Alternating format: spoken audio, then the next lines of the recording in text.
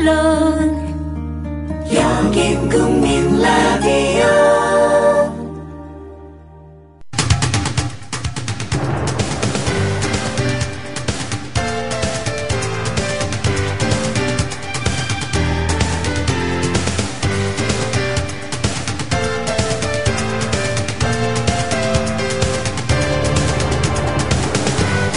2013년 하반기가 시작됐습니다. 7월 1일 화요일 아침 정치 내비게이션도 시작하겠습니다.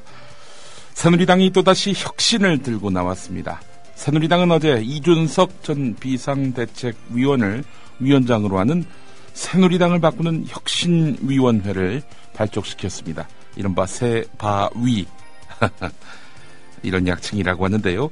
730 재보선을 앞두고 박근혜 대통령의 인사 참사 등으로 여론이 악화하고 당의 지지율이 급락하니까 혁신 카드로 위기를 돌파하겠다는 전략을 세운 것입니다.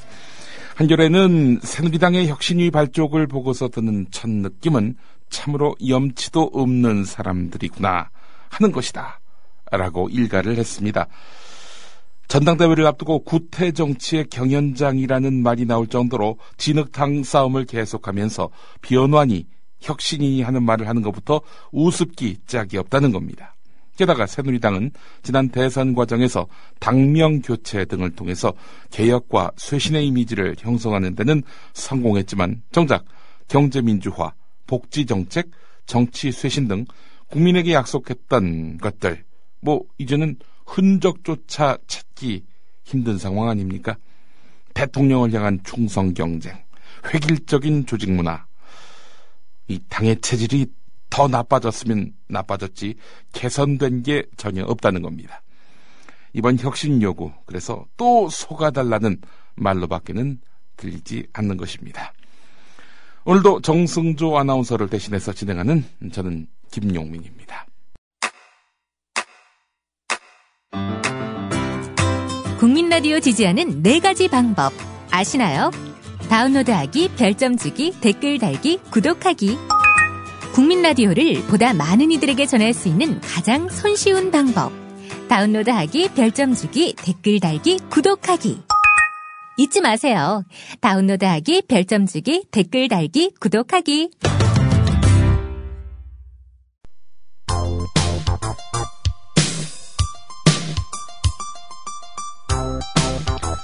박근혜 대통령이 금일 청와대 수석비서관회의에서 후임 총리 인선과 관련하여 높아진 검증 기준을 통과할 수 있는 분을 찾기가 현실적으로 매우 어려웠다라고 말씀하셨습니다. 대통령의 실패는 개인의 실패가 아닌 주권자인 국민의 실패입니다.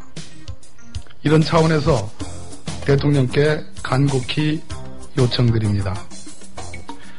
대통령이 오늘 수석비서관 회의에서의 발언은 높은 청렴의식과 책임감을 갖고 국가에 봉직한 공직자들과 각계 전문가, 나아가 국민 전체를 폄훼한 것과 진대 없습니다.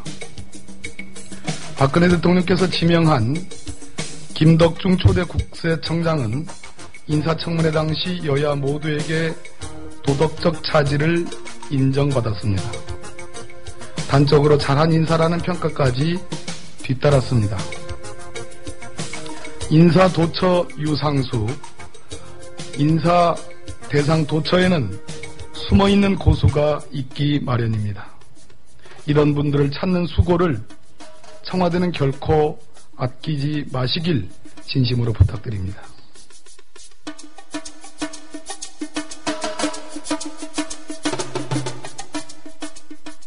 새정치민주연합은 박근혜 대통령이 정웅원 국무총리 유임 같은 최근 잇따른 참사와 관련해서 인사청문회 제도 변경을 요구한 데 대해서 국민 모독이라고 반발하면서 대통령의 사과를 촉구했습니다.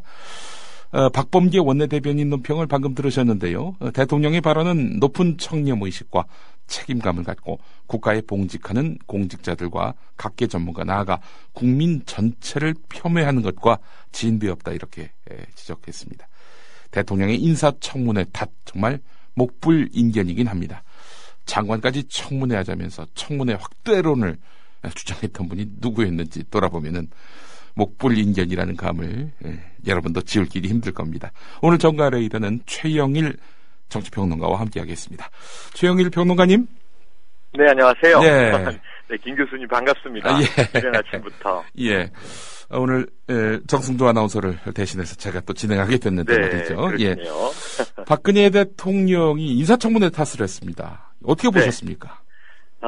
인사청문회 탓을, 이 인사청문회 기준을 높인 것이 예.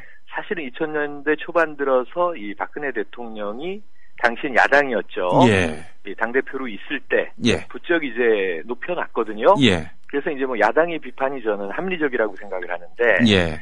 이게 뭐 본인들이 야당할 때는 이제 총리 후보들 다 줄줄이 낙마시켰는데, 네. 그때는 건수가 그렇게 지금처럼 대단한 것도 아니었잖아요. 그렇죠. 네, 그런데 이제는 거꾸로 인사청문회가 너무 빡빡해서 예. 사람이 없다라고 하는 식으로 이제 흘러가니까, 예. 요즘에 정가에는 이게 뭐 농반 진반으로 네. 대통령이 수첩을 잃어버렸다 뭐 이런 얘기도 돌던데, 예. 그게 사실이 아닌가 하는 생각이 이제 들 정도고요. 예. 어제 좀 심각하게 제가 본 것은 예. 여론 재판이라는 말을 썼어요. 여론 재판. 네. 그러니까 하나는 이제 인사청문 제도 탓을 하면서 예. 이 바뀌어야 한다. 이건 네. 국회 요구를 한 거고요. 예. 그리고 또 하나는 이게 신상 털기. 이 개인과 가족들에 대해서 너무 예. 피해가 많이 가니 예. 누가 하려고 하겠는가? 예. 좋은 분을 모시려고 했지만 이제 예. 그런 것들을 두려워서 고사하는 분들이 많았다 하는 이제 이야기를 이제 솔직하게 좀 털어놓은 셈인데요. 예. 여론 재판이라는 이제 표현을 다른 말로 바꾸면 예. 그 여론의 주체는 결국 국민이지 않습니까? 예. 그러니까 뭐 물론 이제 인사청문회에 올라가서 요즘처럼 뭐 생중계 되고 국회의원들이 질의하는 가운데 국민들의 여론이 또 반영될 수도 있겠지만, 예. 사실은 언론이나 여론이라고 하는 것은 뭐 누구를 지명하면 네. 거기에 대한 이제 나쁘게 보면 시장털기라고 볼 수도 있겠지만요. 예. 또 좋은 의미로 보면은 여론 검증, 언론 검증이 네. 청와대에서 뭐 몇 주 걸려도 찾아내지 못하는 개인적인 비위 사항이나 예. 문제들을 지금은 쉽게 찾아내잖아요. 예. 이게 이제 좋은 측면으로 본다면 집단 지성이 이제 작동을 하는 것이다. 예. 우리가 이렇게 표현하기도 하는데, 예. 이 국민들의 어찌 보면 검증 참여를 여론 재판이다. 이게 나쁜 표현으로 간다면 이제 인민 재판이다. 네. 이런 의미로 몰고 간다면, 예. 그렇다면은 이게 대통령이야말로 여론을 가장 경청해야 되는 그런 자리 아닙니까? 그렇죠. 그런데 이 여론을 사실은 이게 불필요한 것, 떠들지 마라. 다른 말로 하면은 가만히 지켜나 봐라. 예. 하는 태도가 드러난 것 아닌가 해서, 예. 아까 교수님 어려운 말을 쓰셨어요. 예. 목불인견. 예. 굉장히 어려운 말인데, 정말 이게 이 대통령의 자리에서 예. 이 국민들을 향해서 이게 던질 말인가 하는 좀 아뜨아한 생각도 듭니다. 네. 일단 박범계 원내대변인 말은 그렇다면은 도덕성 있는 공직자들, 뭐, 이런 사람들은, 당신 참 바보처럼 살았다. 이런 인증 아니냐. 뭐, 대충 그렇죠. 검증하자. 이런 대통령의 발언의 취지가 그러하다면은, 네. 이게 정말 문제성 있는 말이 아니겠는가. 그렇죠. 예. 그렇기도 하고, 제가 네. 이제 이 여론에 대한 좀 대통령의 불편함, 예. 대통령이 이제 주관적인 입장이겠죠. 예. 이것을 지금 흘러온 과정들을 한번 되짚어 보면, 자, 이제 세월호 참사에 대해서 스스로 책임을 지겠다. 최종적인 책임은 대통령인 저에게 있습니다. 예. 이게 눈물의 대국민 담화의 이제 핵심 내용이었단 말이죠. 예. 그리고 나서 대한민국은 세월호 이전과 이후로 바뀐다. 그래서 국가 대개조 사업에 앞장서겠다. 예. 나라를 대한민국을 이제 새롭게 만들겠다. 네. 이런 이야기를 했단 말이죠. 예. 그리고 이제 그 핵심 내용이 그러면 이제 인사가 중요하니까 대통령 혼자 뛰는 건 아니니까요. 예. 이제 이 개각을 하고 총리를 새로 세워서 총리의 기준을 스스로 제시했는데 예. 책임 총리 하겠다. 네. 그리고 개혁 총리 하겠다. 이런 얘기를 했고요. 예. 그리고 세 번째로 추후에 하나 덧붙인 것이 대통령 스스로 국민 눈높이에 맞는 총리를 반드시 고르도록 하겠다. 예. 이렇게 큰 소리를 쳤어요. 그리고 나서 이제 안대희 카드가 첫 번째로 등장했는데 예. 개혁성은 있어 보였습니다. 예. 이게 이 새누리당 정권에서 보수적인 입장을 인정하더라도 예. 그래도 이 저 양반이면은 개혁은 좀 주도하겠구나 하는 기대감은 있었는데 사실 안대희 후보자 같은 경우는 작년에 네. 로펌에 들어가지만 않았으면은 그렇죠. 아주 무난한 카드였죠. 무난한 카드가 됐었을 텐데. 네. 아니, 사실은 로펌 들어간 것도 박근혜 대통령하고 결별했기 때문에 그랬던 거 아니겠어요? 그렇죠. 이 캠프에서 사실은 이제 한광호 국민 이제 대통합위원장을 뽑자. 사실은 이제 자신이 검사 시절에 좀 악연이 있던 인물 아닙니까? 그러니까 어찌 보면 이제 범법자를 캠프에 들여온다면 나는 함께 할 수 없다. 그리고 박차고 나간 거죠. 그 모습도 또 어찌 보면 이제 뭐 일견, 멋진 모습일 수 있습니다. 본인의 소신이니까요. 그런데 이제 말씀하신 대로 이제 거기서 나와서는 단 5개월 변호사 생활하면서 16억이라는 돈을 벌어서 국민들이 이제 이 국민 정서상 납득하기에는 정관 예우가 아니고서야 어떻게 이럴 수가 있는가 하는 이제 의혹을 받았던 거죠. 근데 이제 거기까지는 그렇다 치더라도 그 다음에 이제 이 국민 눈높이 얘기가 나오고 나서 두 번째 카드인 문창극 이제 총리 후보가 등장을 하는데요. 저는 문창극 총리 후보가 어떤 측면에서 대통령은 국민 눈높이에 맞는 총리 후보감이라고 이제 지명을 했는지 지명의 이 이유도 굉장히 궁금했어요. 우선 뭐 언론인 출신이어서 이 그동안 하마평에 올랐던 인물이 아니어서 깜짝 인사다 이렇게 뭐 깜짝 다 놀라긴 했고요. 새누리당 다수도 이제 네이버 검색을 하면서 이게 누구지 하고 이제 찾는 과정이어서 청와대가 얼마나 검증했는지 이제 확인할 길이 없습니다만 어쨌든 이제 역사관 논란부터 일으켜서 그 다음엔 태도 논란 매일 이제 심기가 바뀌지 않았습니까? 사과했다가 뭐 송구하다고 했다가 KBS 고발한다 그랬고요. 그 다음에 또 이제 이 착석 사과했다가 그 다음날은 또 야당에 가서 물어보시오 이런 얘기 했다가 그래서 이제 국민들이 어떤 캐릭터지 하고 이제 고민하다가 결국은 이제 낙마까지 흘러갔는데 이게 저는 야권이야 지금 이제 이 집권을 한 입장에 한번 감정이입을 해보면 그래 야당 야권 지지 국민들 항상 발목 잡지 항상 반대하지 그렇다 하더라도 여론의 벽을 넘기 어렵다라고 결국은 이제 문 후보가 자진 사퇴로 간 것은 보수 내부의 분열이 주 원인이거든요. 보수층에서조차 이게 뭐 한국갤럽이라든가 리얼미터 여론조사를 보니 이 대구 경북 지역에서 5, 60대 보수층도 60% 정도는 이제 이 적합하지 않다라고 이제 응답을 한 거예요. 그러면 사실은 이게 내부 지지층의 이 지지를 끌어모아서 돌파하기도 쉽지 않은 상황이다 보니까 결국은 이제 21일 밤에 그 해외에서 부랴부랴 돌아와서 물밑 작업을 해서 이제 눌러 앉힌 거 아닙니까? 그렇게 이제 청와대가 만들어 놓고는 마지막에는 이제 국가유공자의 손자인 것으로 명예회복을 시도하고 이게 아니잖아요. 봐도 지금 뭐 국가보훈처도 추정된다라고만 얘기하고 그 후속적인 얘기들이 없고 그냥 그러고 쇼잉하고 끝 난 것 같아요. 그래서 여기서 이제 제가 문제 제기하고 싶은 것은 대통령이 지금 인식하고 있는 국민 눈높이라고 하는 것은 뭔가 국민 눈높이와 대통령의 눈높이가 굉장히 이 큰 갭을 가지고 있다는 것을 확인하자. 이제는 이제 국민들이 떠드는 것은 이게 여론 재판이다 하는 식으로 치부를 해버리니까 저는 뭐 인사청문 제도 이게 법제도에 대한 문제는 국회에서 지금 임무를 못구하고 있으니 좀 완화해 주시오. 이거 유임된 정호원 총리가 이미 이제 유임되는 게 확정되기 전에 대정부 질문에 나가서 국민들께서 눈높이를 낮춰주셔야 이런 얘기를 했거든요. 그럼 이제 기준을 제시해 줘야 되잖아요. 어디까지 어떻게 낮춰야 하겠다든가. 그럼 이제 야당과 물밑 접촉을 해서 합의를 해야 되지 않겠습니까? 근데 소통은 전혀 하지 않고 그냥 이제 이 자신들의 기준은 아날리아줌 이런 태도로 일관하면서 그 문제가 있다, 문제가 있다 이런 얘기만 하고 있으니까 사실은 지금 교수님이나 제가 아마 머리를 맞대고 생각을 해봐도요. 아는 인물들만 총리 후보감을 한 100명을 찾을 것 같아요. 제 생각에는. 그런데 이제 이게 이 거국 내각이나 혹은 뭐 야당 출신의 이제 인사까지도 포괄하면 어떠느냐. 또는 이제 마지막에는 김문수 카드가 이제 급부상을 하는 상태에서 이게 여권 내에서 김문수 전 경기지사 총리감을 어떠냐. 김무성 캠프가 이제 슬쩍 청걸하니까 김문수 지사는 또 신이 났단 말이죠. 자신은 이제 학위와 돈에 관심이 없기 때문에 검증에 전혀 문제가 없다 하고 총리의 또 욕망을 나타냈어요. 그러자 바로 부랴부랴 이제 정홍원 총리 유임 이렇게 발표가 난 걸 보면 지금 내부에 있는 인물에 대한 활용도 뭐 어떤 이유에서든지 뭐 차기 대권 주자에서는 안 되고 이 인자가 너무 좀 이제 치고 올라와서 클만한 인물이면 안 되고 네. 이 기준 저 기준으로 다 빼고 나서 결국은 책임 총리도 아니고 개혁 총리도 아니고 말 잘 듣는 인물 중에서 예. 고르다 보니 결국은 이제 정호원 총리만한 사람이 없는 것으로 확인이 된 거죠. 예.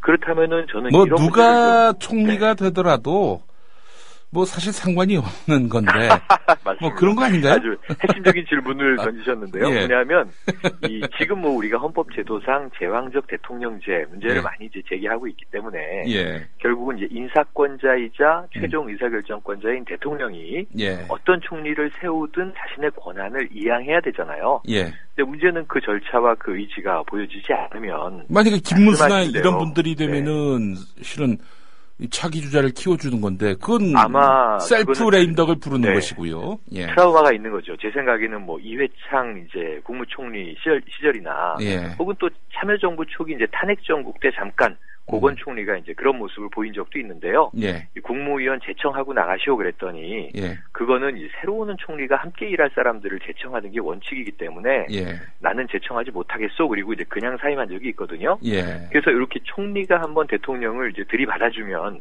말씀하신 대로 이제 셀프 조기 레임덕이 옵니다. 통상.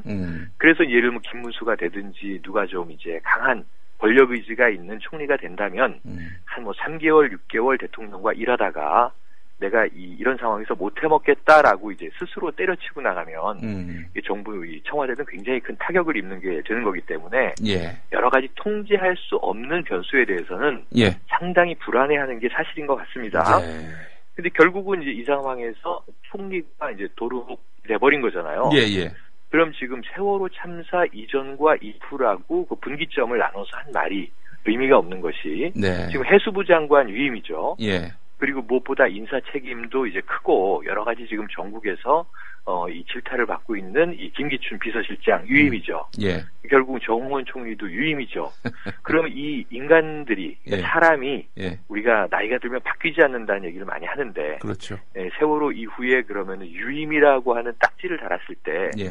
갑자기 뭐 새로운 인물이 되겠습니까? 예. 결국 이제 흐름이나 기조, 그 사람들의 이제 장기나 스타일은 국민들이 이제 알고 있는 바대로 흘러갈 텐데요. 예. 여기서 제일 중요한 게 세월호라고 하는 방점을 우리가 잊어가고 있다. 네. 이 정부나 정치권은 이제 세월호를 세월에 정말 내려보내고 싶은 그런 상황인 것 같다라고 하는 정황이 이제 느껴지는 거예요. 예. 지금 보니까 아무도 그렇고요. 책임을 안 진 격이 됐어요. 상황이. 아무도 책임을 안 졌고, 예.